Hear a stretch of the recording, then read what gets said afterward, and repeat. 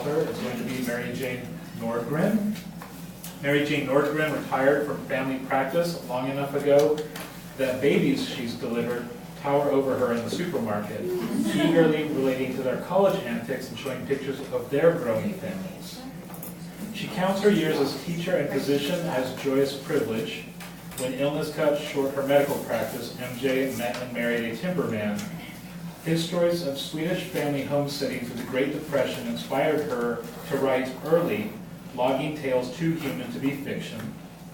Founder of Writers in the Grove, MJ is a teacher of writing in Forest Grove and Lincoln City, Oregon, and a speaker at writing conferences in Texas and Oregon. Two of her plays have been read at Great Plains Theater Conference in Omaha. Excerpts from two other plays were read at Willamette Writers Conferences.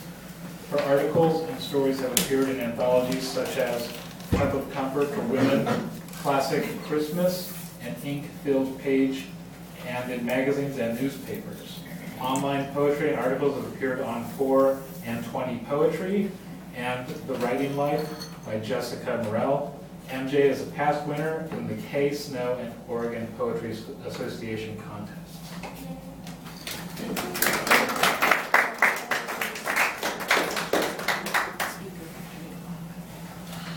That's more impressive than I knew. Well, I am very excited because my new book just came out. It's called FRAIL the Bridge, and it's my first collection of poetry. It's your fault. So I'd like to read several from FRAIL the Bridge, and then a couple that have come into fruition since then. Hinter. What you don't admit slithers behind you, growing.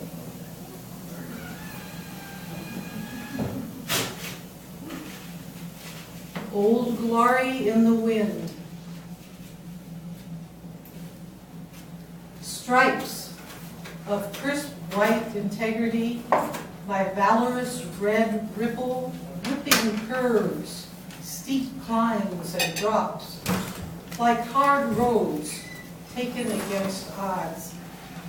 Winds buffeting, battering, straining, resources, strength, and self-control. Stars, crisp, white individuals flutter, torn from neighbors, alliances, reclustered, reconfigured, but unified against blue honor sky field. Challenged we stand, proudly we hail, humbly we serve. The laughter of children, squinty eyes, faces crinkled, mouths agape, heads bent back to roar to heaven. Groans edge closer to hear, to see. Tousled toe heads bent together, tears streaming across mud-wiped cheeks, pudged hands, grip sides moaning in ecstasy. Adults close their eyes, remembering. The inn at Spanish Head.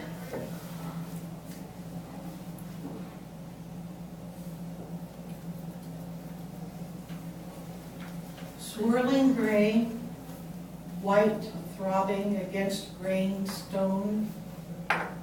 Last time we dined out was here. He's gone now into time. I sit observing eternity. Scarp.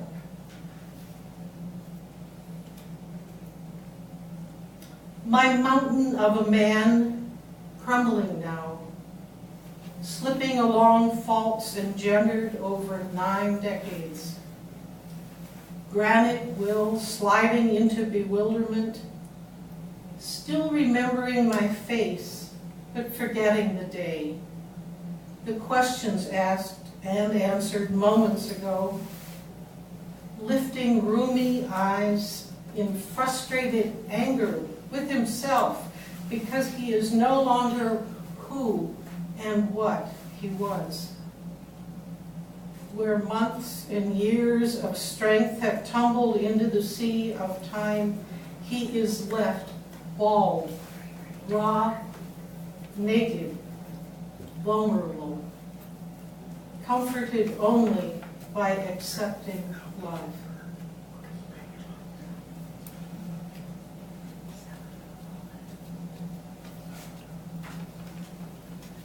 I want to feel the earth with you.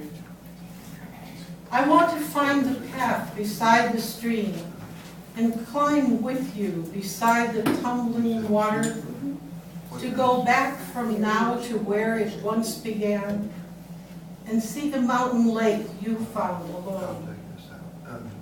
I want to drink it with you and feel as you felt and know you give me something of yourself. I want to feel within me what you are. But memories are not as warm as flesh. Regrets for pain I caused instead of joy intrude upon my dreams, and dim the warmth of you as even the grave does not. I want to hold you, love. I want to embrace the earth with you. And then the last one from this book was written in honor of my daughter. Enough already. Give me an E. E. Elective. Like a choice in college courses. Choir versus visual arts, photography. Only here, it's between going under a knife, sucking up poison, or doing nothing, and allowing my body to be eaten away from inside. Wonderful options. Give me an N. N. Nerve. Visualize those nasty misanthropic cells. Give them faces and personalities. Meanies, bullies. The nerve of them to attack my unsuspecting, innocent, healthy cells. Do I have the nerve to fight back? And fight back? And fight back? The nerve of you even to ask. Of course I do. I have to. Give me an O! O. Open. Everything is out in the open. Even what I wish, I long to hide. Like the gap in my coverage. Insurance, hospital gown. If there ever was privacy, there isn't anymore. I am visible, vulnerable, poked, probed, x-rayed, imaged, scoped, laid bare. I am an open book with or without benefit of cover. I'm laid open, warts, farts, and all. Give me a U! U.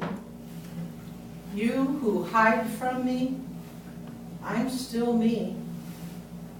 I'm not contagious or guilty. I'm not being punished, and you won't be either for associating with me. But neither am I deaf to your whispers or proof against your pity. I'm just me, hurting and scared and irritable, and in need of your understanding and forgiveness, that I cannot always measure up at any given moment. I may be busy fighting this and not be paying enough attention to you. I'm sorry. It can't be helped, but I still care. Please, try me again later. Give me a G! G. Goodness. So many many good people in my world. People who don't know me, but who reach out to help. People who accept my grouchiness, who care even when I can't thank them because I'm ground to a halt. Unable to take care of my own basic needs. People who treat me with dignity despite my humiliation and their discomfort. Gracious, so many. Thank you. Give me an H. H. Help. I can't help myself, let alone E-N-O-U-G-H. What do you got? Enough. Enough already. I have enough. Enough choices if I have the nerve and the courage to choose. I'm open and vulnerable to you. You are to me too. Goodness knows I can try to choose to see and appreciate. I can summon up the nerve to face my reality and the persons around me, to focus on what matters and let the rest go. And then a couple of new ones from our writers in the group. 5 years ago, I'd have told you I was not a poet, and I'm not sure I am still, but they don't let me not do it. Pack Northwest Thunder. Gauzy, gray-blue mist drape aslant Portland's West Hills. Beyond, Mount Hood hovers as sepulchre specter, pierced by diagonal lances of gray. Morning sky draws pewter cloak with ragged hem and seams scarce containing violent flash of frenzied leaden clouds, igniting sudden trails of brilliance aimed at earth. Mild rumbles at first echo across sodden, ozone-reeking foothills and wide Willamette River Valley. Laser flashes erupt more quickly, stopped by grumbled roars deepening, ever closer behind their agonizing rips and tears of light, louder, sharper, deafening, terrifying, near, surrounding, huddling Oregon neophytes to what is power beyond themselves. And then the last one, I went with my son and his family to the Laurettson Gardens on the outskirts of Omaha, and a little critter, so I thought it was a hummingbird. Hummer zings into sight, zips to yearning blossom, hovers, flashes away. It's so small to be a hummingbird. Watch. Wait until another comes of a sudden. Peer closely. No long beak? Gone. What? How can an industrious, perpetual motion bird sip nectar without a slender, long proboscis? What? Oh, look again. 2 projections where the beak should be. 2? Yes, see? Both curling outward instead of down. But the faint hum is there of rapidly beating, oh my, wings. Too many tiny wings. It's not a bird, though it zigs and zags among the flowers in familiar, hectic flight. Quick study. Focus on the instant. It's a moth.